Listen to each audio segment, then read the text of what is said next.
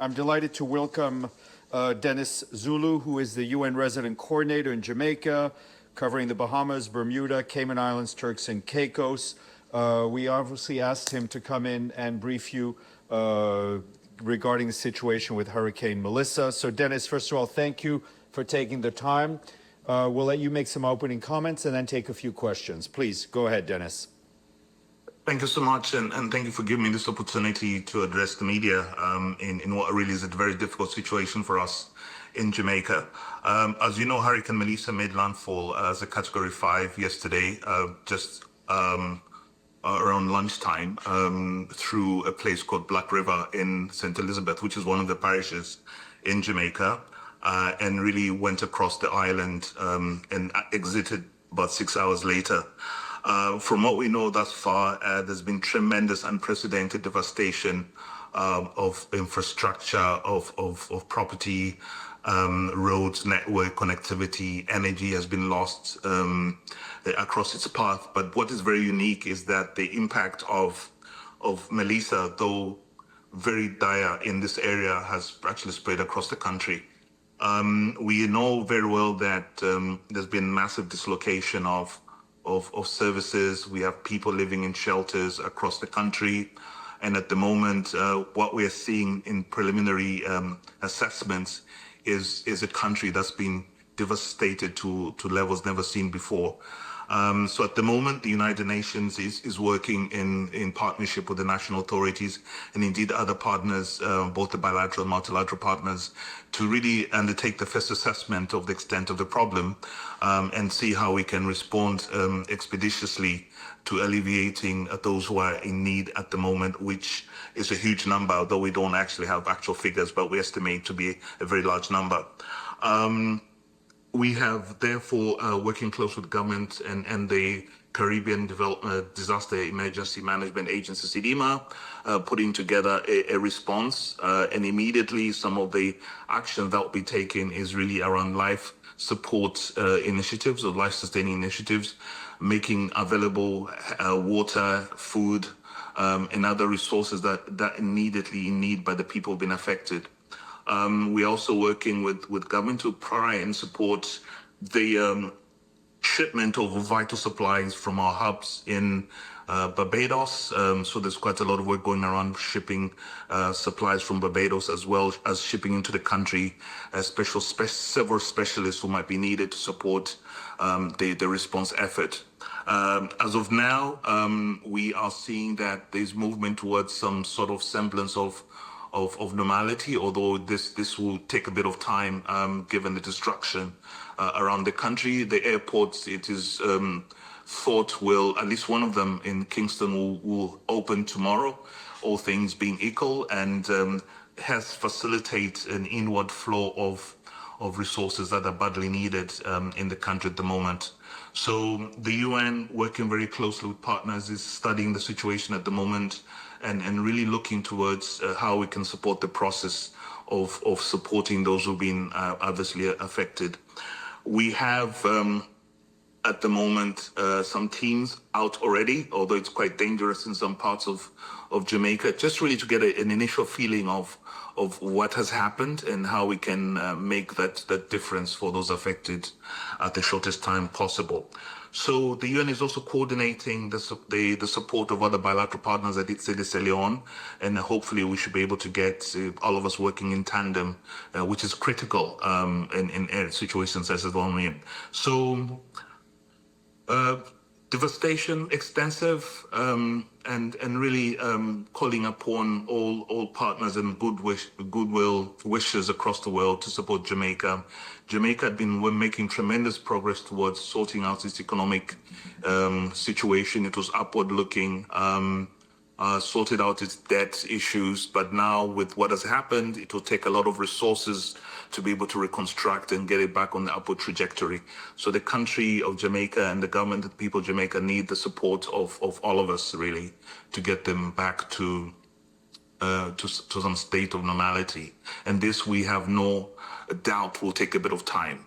It's when you look at the level of devastation, it's very different to what we experienced last year with Hurricane Beryl, which which affected Jamaica but did not land. And this time around, we had Hurricane Melissa landing and really devastating the country to the levels never seen before.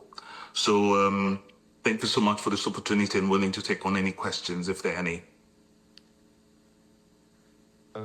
Dennis, Ephraim, please. Thank you so much, Mr. Zulu, for this briefing. Quick question. I know you said you don't have the numbers yet of people affected, but can you give us any sort of estimate, please? That's one. Second, what can you tell us about the plans that were put in place by the government? The authorities are saying that they did everything possible to prepare for Melissa landing. What can you tell us about those plans, and how much have they been helpful? And are people who are affected in touch with their governments? They know what to do, where to go, and where the help is. Thank you. Thank you so much. So, as you know, this is an island of approximately 3 million people, and Hurricane Beryl hits the southwestern parishes, which account for a significant number of people. So, I can't really give you a figure, but we are obviously looking at over 1 million, and this is a rough ballpark figure, 1 million affected. And we're going to get much more accurate as we look at and send out the assessment teams across Jamaica. But let me just say that I don't think there's any single soul on this island who was not affected by Hurricane Melissa, whether it was their roofs being blown out or their gardens. And I might just want to mention this, the area where Hurricane Melissa struck is also the breadbasket of Jamaica. So not only will food crops and fields destroyed, but we'll also see a very likely possibility that Jamaica will have some issues in terms of food security for the coming months as the farmers go back to getting their fields planted again. Well, in terms of preparation, yes, I think we've known for a while now that over a week that Hurricane Melissa was going to pass through Jamaica, although there was some uncertainties as to the actual path. And government went out of its way, I must say, in terms of prepping. Shelters were opened, information was shared across the different media, alerting people to the forthcoming hurricane. Government even made available transportation to move out those who might have been considered to be in very vulnerable areas, to move them to safe locations. The government reached out to development partners such as ourselves and the UN, working together to see how we could have a coordinated response. So I'm saying that government did its very best, and I guess the fact that Hurricane Melissa was moving very slowly gave government and ourselves adequate time to sort of prepare. Obviously, in situations such as the ones we're in, nothing works according to clockwork. So we are really trying to see how we can help government sort of remedy those situations. But the devastation is huge, and government did its best to sort of prepare for what we saw in the last few days. Thank you very much. We'll go online to Jackie Charleston, the Miami Herald. Hi, thank you. Right now, we're not hearing much in terms of any casualties, and I'm wondering, if it stays this way, what would you credit that to? Jamaica's always struggled with getting people to move into shelters. And so what are your thoughts? And then in terms of the rebuilding process, given where Jamaica has been, I mean, what do you see in terms of rebuilding? How much of a struggle is this going to be? Right, yes. So casualties, I think so far we only know of 3 deaths, and these deaths occurred prior to the landing of Hurricane Melissa. I think one of them was attributed to somebody who was making preparations. So they were cutting down trees and unfortunately got hurt and eventually died from those injuries. The other, I think, 2 were electrocuted because of loose line wires. As I said, we've had some fairly heavy rains prior to Melissa, so there was already some fairly precarious conditions around. So in terms of death, only 3 reported thus far. Obviously, right now we are seeing, and I did speak to my WHO power colleagues, some injuries coming through. But again, given the level of devastation, flooding, we do not necessarily have accurate information beyond the 3 deaths reported and a number of people having some injuries. So that respect, but I'm sure we'll be able to get some more. We've got people in the field and talking directly with the Minister of Health now to ascertain if at all there's any additions to the death numbers. But as of now, it remains at 3, and this happened prior to Melissa. In terms of rebuilding, yes, as you know, the government of Jamaica has in past years done absolutely well in trying to manage its economy, and we were seeing Jamaica on an upward trajectory. The challenge that happens that we'll see now is how does Jamaica finance this unprecedented devastation to the country. This will definitely need additional resources, financial resources, but also in terms of its impact on the various sectors of the economy. I mean, tourism has been impacted negatively. So we're obviously going to see reduced arrivals because the facilities, the resorts that were accommodating the tourists have been affected. And it didn't affect Montego Bay, which is the principal destination here in Ocho Rios. So it will take a bit of time before these facilities are restored, hence reduction of incomes coming in from tourism. I did mention earlier on the fact that agriculture will be seriously affected, so we're bound to see a spike in agricultural products, and that obviously is not good for the economy. So there will have to be a lot of soul searching around how we can get this economy back on its feet and how we can finance the devastation that has been caused by Melissa going forward. Thank you. Abdelhamid and Islam. Thank you, Mr. Dennis. This is Abdul Hamid Sayan from the Arabic Daily Al-Quds Al-Arabi. According to CNN, I mean, just came in the report, says 30 casualties. So I don't know if you can confirm that. And my question is how the impact of this hurricane on countries like Cuba and the Bahamas. Thank you. Thank you so much. Once again, we do not have direct confirmation of the casualties, and I mean casualties this time. I don't know if they're referring to deaths or injuries. So as far as we know, and this is information from government, we have confirmed 3 deaths, and these deaths were prior to the landing of Melissa. And we have a number of people coming into hospitals with injuries, cuts and bruises and things like that, and that's all we have at the moment. So I cannot confirm CNN's number of 30 casualties. And the second question, sorry, sir, could you just repeat that again? The impact of the hurricane in Cuba and Bahamas and in the other Caribbean islands. So the hurricane hit Jamaica as a Cat 5, a Category 5 hurricane, and once it's obviously we understand that it weakened as it left Jamaica into Category 4, and it's also thought that by the time it gets to it probably hit as a Category 4, and as it gets to the Bahamas. This morning I was speaking to my colleagues in the Bahamas. It's anticipated that it will be Category 2. So evidently it's envisaged that there might be less damage, but again, we can never know, because even a Cat 2 hurricane is a fairly serious one. So my colleagues in Haiti, as well as in Cuba, are really putting forward already support interventions to help the government and the people of those countries concerned. Thank you. Islam, Anadolu Agency. Thank you, Mr. Zulu. Cuban officials stated that like almost 750,000 people were evacuated due to Melissa.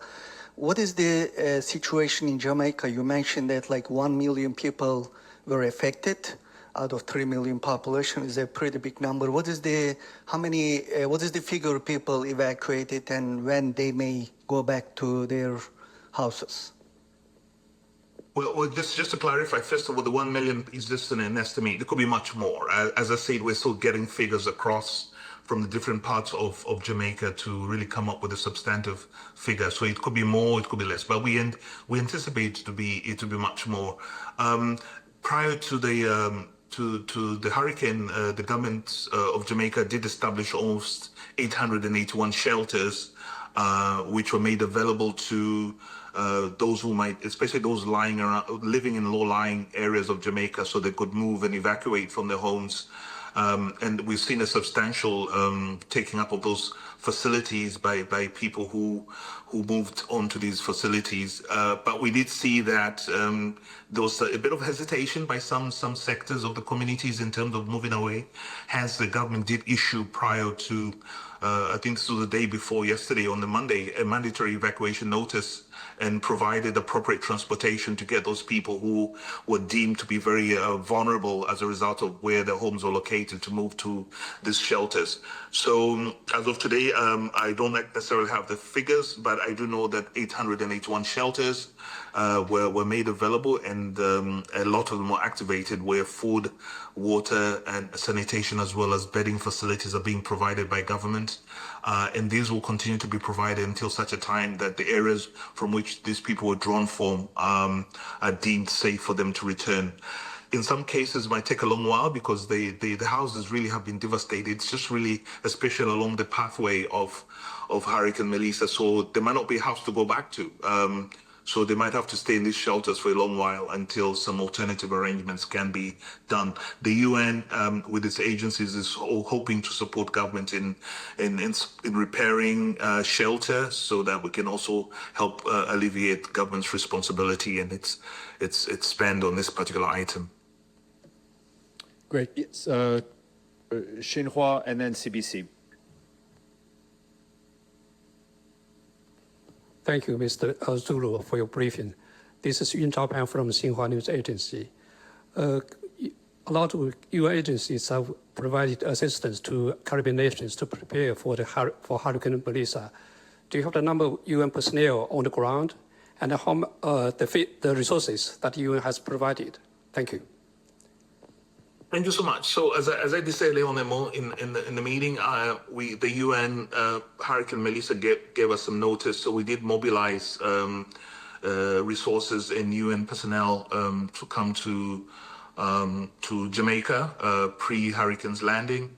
But of course, looking at the devastation, we will need much more capacity. We already have resources and staff and technical equipment lined up in Barbados. We're trying to ship this to Jamaica at the moment. And as you know, all the three major airports were shut down prior to Hurricane Melissa. We have sort of heard that government is working seriously to getting the airport here in Kingston opened as soon as tomorrow.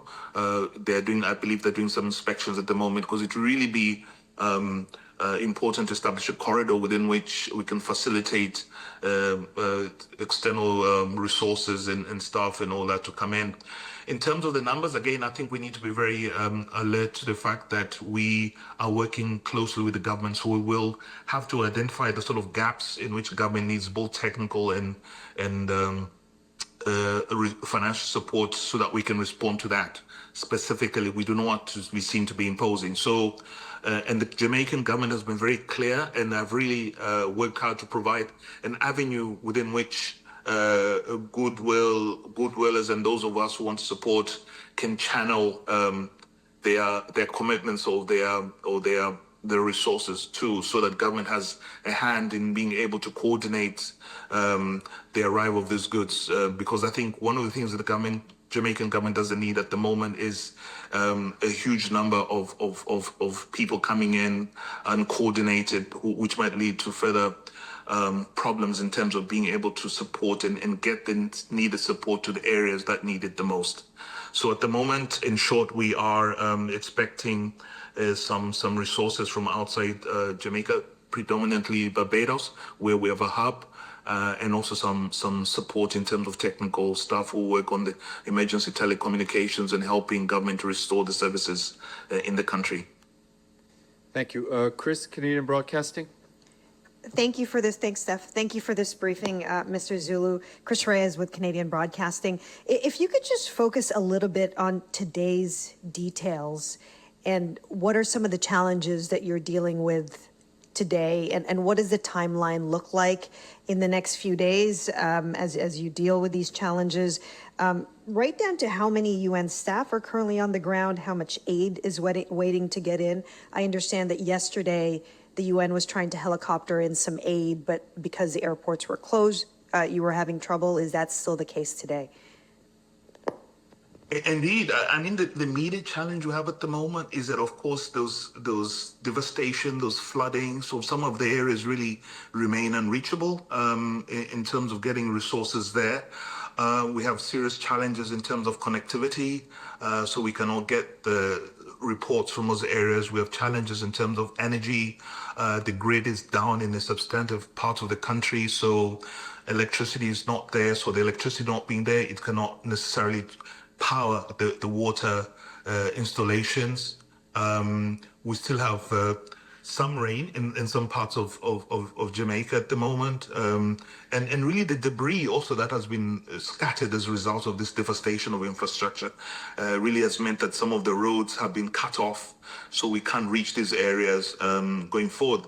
And this impacts us quite badly because we can't undertake the needed assessments that we need to do. And secondly, we can't get the resources that these people need in those areas that are affected. And also very, very, very significantly, there's still some fear of some landslides because the soil is wet. And as you know, Jamaica is a fairly hilly country. So that fear is still there. So at the moment, what we're trying to do is trying to see how safe it is to get to these areas, and we'll have to assess this using drones, for instance, but also some satellite imaging, which some of the UN agencies are providing, as well as other development partners, to be able to ascertain the level of damage. Because this will really help us determine the level of support.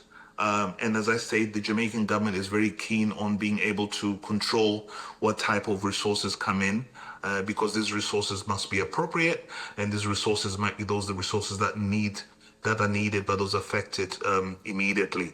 So yes, the airports still remain closed, and as I did say, the government has indicated that we're trying to get the airport in Jamaica open as soon as tomorrow. This will indeed provide a very good opportunity for all of us who have resources outside the country to be able to reach in. Obviously, we understand the caution by government because they can't just open up these airport facilities, as they have to be inspected and viewed to be ready to accommodate incoming resources. But we're also working with other partners to bring in the resources by sea. As I say, this might take a few days, but already we're getting some support from partners to ship in some of the things by sea, which is somewhat easier because then we don't have to wait for facilities that handle airborne vehicles to come in. So the immediate outlook, very difficult, but we're trying as much as possible, given the restriction, the constraints that we have, to open up and support government in getting the resources into the country. Mr. Zulu, just a quick follow-up. Are you aware of any rescue operations happening at this moment?